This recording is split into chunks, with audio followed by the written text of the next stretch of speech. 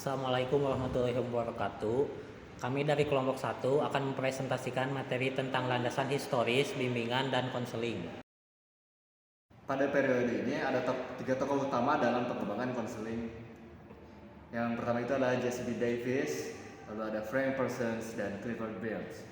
Jesse B. Davis sebagai kepala sistem sekolah di Grand Rapids, Michigan, pada tahun 1907 mengembangkan konseling sistematis di sekolah dengan usulan agar guru bahasa Inggris memberikan pengajaran karakter sekali seminggu.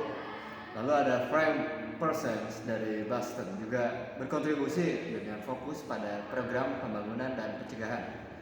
Dianggap sebagai bapak kepemimpinan, Parsons melalui karyanya memilih profesi pada tahun 1909, menekankan bahwa keputusan karir bergantung pada pengetahuan tentang profesi itu tersendiri.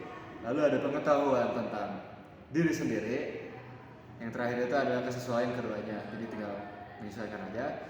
Buku ini menciptakan kebutuhan akan konselor bimbingan karir di sekolah dasar dan menengah di Boston, dan program pelatihan guru menjadi konselor berhasil menyebar ke kota-kota lain menggunakan kota-kota lain. Ini menggarisbawahi pentingnya membantu siswa dalam perencanaan karir di tingkat pendidikan dasar dan menengah. Pada periode ini, perkembangan bimbingan dimulai dengan berdirinya National Vocational Guidance Association, disingkat NVJ, pada tahun 1913. Layanan konseling digunakan oleh pemerintah AS untuk membantu veteran, sementara standar untuk materi pendidikan vokasi ditetapkan. Lalu pada 1930-an, konseling mulai melibatkan bidang studi yang lebih luas dan diintegrasikan ke dalam kurikulum sekolah.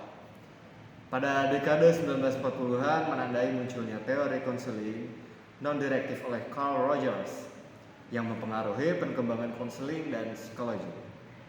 Lalu pada 1950-an, organisasi konseling seperti American Personal Guide Association dan Divisi 17 American Psychological Association muncul.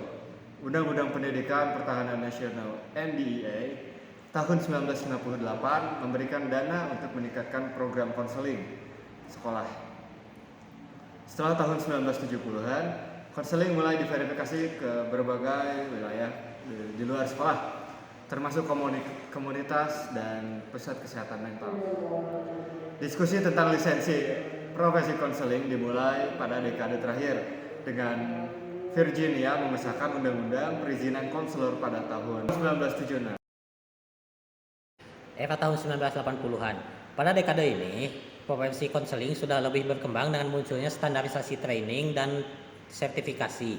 Pada tahun 1981, dibentuk The Council for Accreditation of Counseling and Relation Education Program sebagai organisasi afiliasi dari APGA. Lembaga ini berfungsi sebagai standarisasi pada program pendidikan konseling di tingkat master dan doktor. Pada dekade ini, dimensi lintas budaya mulai ramai didiskusikan, kemudian didirikan oleh Association of Multicultural Counseling and Development yang memfokuskan diri pada isu multikultural. Selanjutnya, era tahun 1990-an, pada akhir ke-19, spesialis psikiatri setelah mendapat tempat berdampingan dengan spesialis pengobatan lain, beberapa titik menyatakan bahwa perawatan dalam komunitas lebih baik daripada penginstitusian orang tersebut dengan makin stabilnya posisi psikiatri dalam penanganan gangguan psikolog atau yang lebih dikenal dengan sakit mental oleh Van Ellenberger dan Van Eden. Eden mendefinisikan psikoterapi sebagai penyembuhan tubuh oleh pikiran yang dibantu oleh impuls dari suatu pikiran ke pikiran lain. Pada era ini, hipnotis merupakan teknik yang secara umum digunakan untuk menangani pasien.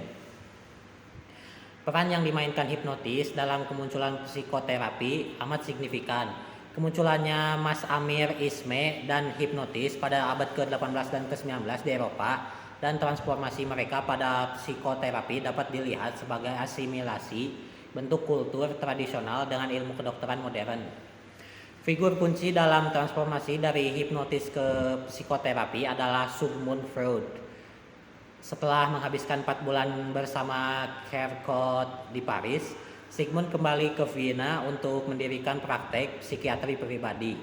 Dia meninggalkan teknik hipnotis dan memilih untuk mengembangkan teknik psikoanalisis sendiri dengan yang didasarkan pada asosiasi bebas dan interpretasi mimpi. Baik, di sini saya akan menjelaskan tentang historis perkembangan bimbingan dan konseling di Amerika Serikat. Perkembangan bimbingan dan konseling di Amerika Serikat itu sangat berpesat pada awal tahun 1950. Hal ini ditandai dengan berdirinya APGA, American Personal and Guidance Association, pada tahun 1952. Pada bulan Juli 1983, APGA ini mengubah namanya menjadi AACD, American Association for Counseling and Development. Kemudian organisasi lain bergabung, yaitu Military Education, MECA. Nah, AACD merupakan organisasi profesional bagi para konselor di Amerika Serikat. Nah, AACD mengeluarkan jurnal secara berkala, yaitu Journal of Counseling, Journal of Counseling and Development, Journal of College Student Personnel, Counselor Education and Supervision, dan The Career Development. Quarterly. Layanan bimbingan konseling di Amerika Serikat itu dimulai oleh Jesse B. Davis pada sekitar tahun 1898 sampai 1907. Beliau sebagai konselor sekolah di Detroit dalam waktu 10 tahun. Nah, beliau ini tuh memberikan layanan konseling pendidikan dan pekerjaan di SMA. Seperti beliau tuh kayak membantu mengatasi masalah-masalah pendidikan, kayak moral, dan jabatan siswa. Pada tahun 1907, dia diangkat menjadi kepala SMA di Grand Rapids. Nah, tujuan dari program bimbingan ini tuh untuk membantu siswa mampu mengembangkan karakternya yang baik gitu. Jadi memiliki nilai moral, terus ambisi, kerja keras, kejujuran, dan untuk mempersiapkan memasuki dunia kerja gitu. Yang terakhir yaitu mencegah dirinya dari perilaku yang bermasalah. Baik, sekian. Baik, selanjutnya saya akan presentasikan tentang historis perkembangan layanan bimbingan dan konseling di Indonesia. Bimbingan dan konseling di Indonesia sendiri hadir pada tahun 1960. Pada tahun 1962 diadakan konferensi FKIP atau pada zaman itu disebut dengan IKIP. Diadakan di Malang pada tanggal 20 sampai 24 Agustus 1962.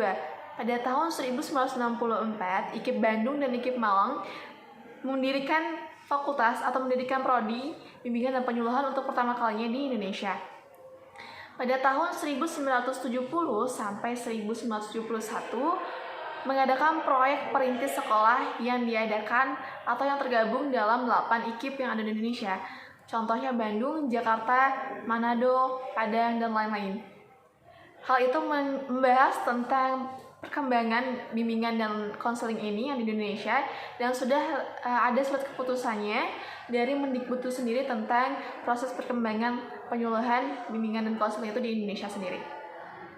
Badan Pengembangan Pendidikan Indonesia membuat naskah yang penting dalam sejarah perkembangan layanan bimbingan dan konseling di Indonesia, yaitu tentang cara proses perkembangan proyek-proyek perintis yang sudah ada sebelumnya tentang proyek perintis sekolah.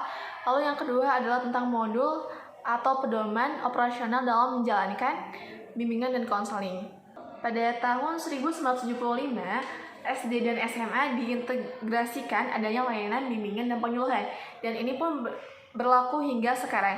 Dari SD maupun SD, SMP, SMA mempunyai BK, walaupun memang masih banyak yang belum mempunyai pelayanan bimbingan dan penyuluhan ini, terutama di kalangan SD.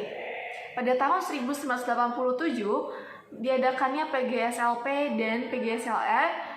Fungsi dari pelaksanaan tersebut adalah untuk mengisi kekosongan jabatan dari guru BK tersebut. Pada tahun 1989 BK legal diresmikan atau diakui pada surat keputusan Menteri Pemberdayagunaan Aparatur Negara atau Menpan. Dari hal-hal tersebut atau yang sudah dijelaskan perkembangan pada tahun-tahun sebelumnya, memang sudah ada dan sudah ditetapkan, tetapi konsep dari pelaksanaannya masih belum jelas. Pada tahun 1993, surat keputusan Menpan tentang jabatan fungsional guru dan angka kredit pada aturan BK di sekolah dilanjutkan. Nah, dari surat keputusan tersebut berisikan tentang istilah BP dan istilah BP berubah nama menjadi BK. Yang kita ketahui ataupun orang tua kita ketahui pada zamannya memang disebut dengan BP, atau yang kita bisa lihat pada zaman sekarang adalah BK. Jadi kalau misalkan ada yang menyebutkan BP, itu memang tidak salah karena pada sejarahnya dahulu bernama BP, yaitu bimbingan dan penyuluhan, serta berganti nama sekarang menjadi BK. Yang kedua adalah tentang pelaksanaan BK di sekolah diadakan dengan guru pembimbing khusus. Di sekolah-sekolah yang kita lihat, terutama di jenjang SMP maupun SMA, sudah adanya guru pembimbing atau guru BK khusus yang melayani tentang bimbingan dan konseling ini tersendiri. Tidak dicampur dengan guru-guru mata pelajaran ataupun guru-guru yang lainnya. Di sini sudah difokuskan adanya guru pembimbing sendiri dalam BK atau biasa disebut dengan guru BK. Dan yang ketiga, guru BK harus mengikuti penataran BK selama 180 jam.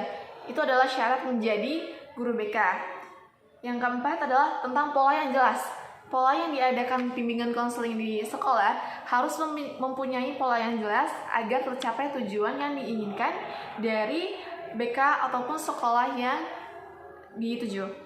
Yang kelima, bimbingan dan konseling dilaksanakan melalui tahap perencanaan kegiatan. Sama seperti berkaitan dengan poin sebelumnya, harus memiliki perencanaan dan kegiatan. Karena setiap murid yang berkonsultasi dengan guru pembimbing mempunyai masalahnya sendiri, mempunyai aturannya sendiri, dan guru BK ini harus memberikan solusi dan perencanaan yang teratur atau perencanaan yang jelas. Yang keenam, dilaksanakan di dalam maupun di luar jam sekolah.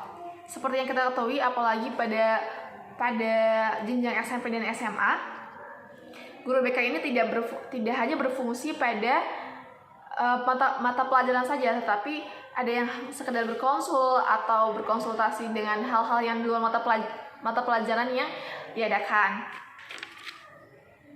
Dijelaskan kembali setelah adanya naskah tersebut dan diterbitkannya surat keputusan tersebut telah mendapat posisi yang jelas atau aturan yang jelas dalam surat keputusan tersebut. Penyusunan musyawarah guru pembimbing dengan SK Kemendikbud sudah jelas berganti nama menjadi BK. Pada tahun 1990 sampai tahun 2000 yang tadi saya jelaskan bahwasanya kata penyuluhan dalam bimbingan penyuluhan diganti nama menjadi konseling, dan hal ini juga sudah diakui oleh banyaknya sekolah hingga sekarang. Kami tentang materi landasan historis bimbingan dan konseling. Mohon maaf bila ada kesalahan dan kekurangan. Wassalamualaikum warahmatullahi wabarakatuh.